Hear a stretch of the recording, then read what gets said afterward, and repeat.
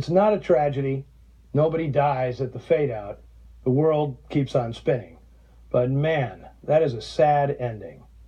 But it almost didn't end that way. In the original script, the picture ends, stunningly, with Dix actually strangling Laurel to death, just before the cops arrive to tell him he's been cleared as a murder suspect. In fact, that ending was actually shot. Frank Lovejoy shows up to give his pal the good news, only to find Laurel's corpse in the bedroom and Dix staring at his typewriter, reading the romantic lines he'd written for Laurel, the love of his life. Well, Nicholas Ray may have shot it, but he couldn't live with it. He thought the conclusion was just too horribly melodramatic.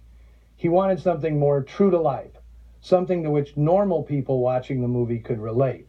So on the spot, he rewrote the last scene, letting Laurel live and having her take the phone call from Brub. Now, Dix may not be guilty of murder in the end, but he is guilty of destroying the best chance for love that he'll ever have. And if there was any tension on the set of In a Lonely Place, it came from the relationship between Nick Ray and Gloria Graham. They had met while making A Woman's Secret at RKO, which spun into a whirlwind romance culminating in a Vegas marriage.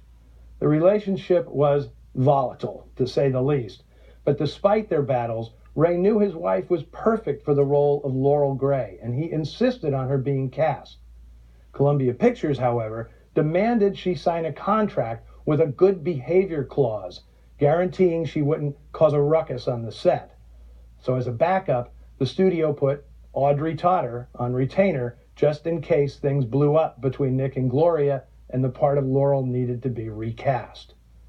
Of course, Gloria Graham's behavior outside the studio was a different story entirely. She and Nick Ray actually separated during filming, something they agreed to keep secret. Ray had Columbia build him an apartment in the studio where he lived during the production. And he was stunned to discover that his wife was sleeping with his son by a previous marriage. Making it doubly shocking was that young Tony Ray, despite being man enough to hitchhike cross-country from New York to Hollywood, was only 13 years old. He showed up on Dad's doorstep expecting a father-son reunion, but instead found Gloria Graham in a bathrobe. In her words, it was love at first sight. Now, Nick Ray and Gloria Graham would divorce in 1952, and Gloria Graham would marry Anthony Ray, once her stepson, in 1960. I'll be curious to see if any of this makes it into the upcoming Gloria Graham biopic, Film Stars Don't Die in Liverpool. Annette Bening, who sort of channeled Gloria Graham in The Grifters, plays the actress in the last years of her life. Now, obviously, Nick Ray and Gloria Graham caused each other a lot of heartache, but in this film, they managed to put it all aside to create something very special. Although her métier was portraying women who were dangerous, desirable, and slightly daft, In a Lonely Place features Gloria Graham portraying one of the most fully realized female characters in film noir.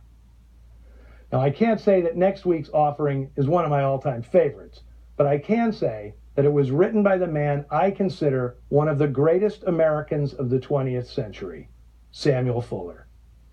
Now, to see what other titles we have coming up in the weeks ahead, be sure to check our Noir Alley Facebook page. Until then, I think we should all honor the late Mildred Atkinson with a horse's neck.